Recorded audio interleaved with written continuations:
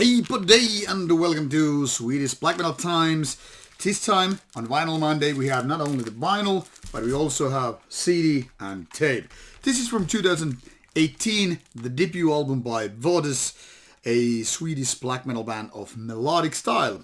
Now if you drop the name Dissection, you're pretty close to what's coming. First, however, let's do a little bit of unboxing. Let's start with the very basic tape release. To be honest, I don't know why I got to have this pleasure from the label to get all these different versions, but I guess it serves the purpose of, looking nice and getting to unbox all of these. As you can see, this tape version has quite extensive J card that is including all the lyrics and photos. Looks pretty sweet. And, well, indeed, you can see this one is called Into the Wild. I do not want to spend too much time on individual formats. Oops, hell the hell is my CD. Showing the armor right there. I don't want to spend too much time with the different formats, because otherwise this would be some 15 minutes. Nobody would have the time to watch this. So I'm quickly going through before we head to talking about the music, while Metal Archive site is on the background. But here it is, CD Digipack, Into the Wild. I almost said Into the Void because, however, first I misread this name of this title and it kind of stuck in me, only to figure out, hey, actually it's Into the Wild. Anyway, Into the Void would probably fit very well too. So this band started as Jormungand early 2000s, only to change their name around 2015 to Voodus, and then also the style changed. And a couple of EPs were released prior to this first full album, and they were pretty okay, pretty decent and all that stuff. But with this album and the EP that followed this one are actually somewhat better. So it seems like the band is really evolving in so many ways. And it's kind of curious that I went into the band with kind of a random order, because, for example, that 2020 EP that followed this one was actually something that I got to review earlier. So this is a little bit late to the party, but then again, music never gets old. So Into the Wild here is double LP. Now this is magnificent stuff here, obviously, because, well, double LPs are always cool. Now, why double LPs? As you can see, there's A side, B side, C side, and hey, D side. And you get the idea.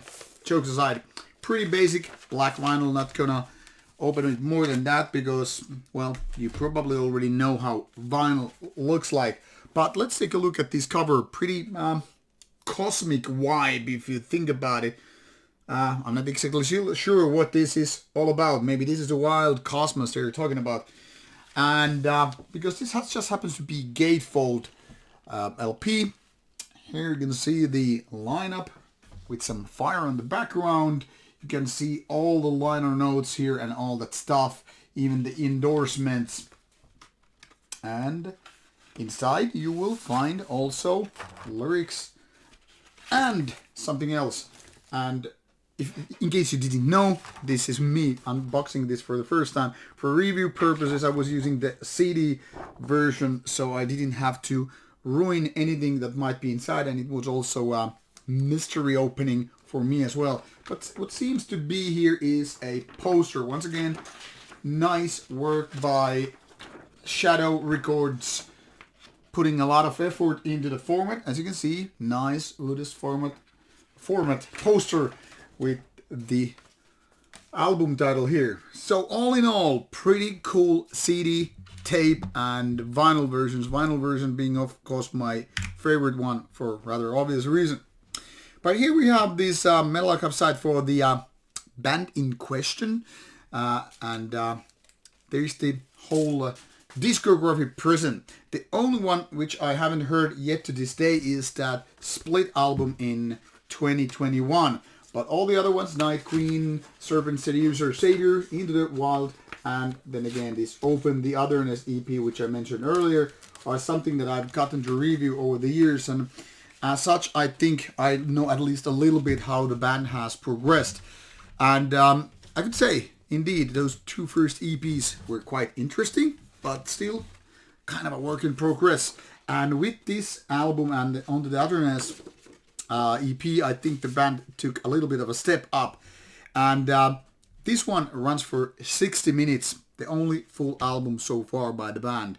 And like I said already in the intro, if there was one band that kind of got to me with the style here, being melodic, and not just melodic, but the kind of a Swedish type of melodic black metal that isn't ultra fast, nor slow, nor not exactly even mid-tempo, even some parts are, this would be definitely a successor to Dissection. I would go as far as to say Into the Wild sounds more Dissection than Reinkaos by Dissection ever did.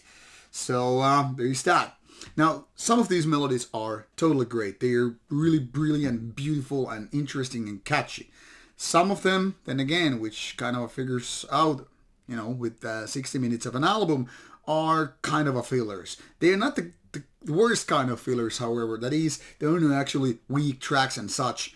But when you have 60 minutes of a black metal album, it either has to be really, really killer stuff to be like, wow, all the time, or then it starts to feel a little bit of a drag. Mind you, this isn't much of that. But still, I would say it feels a tad bit too long.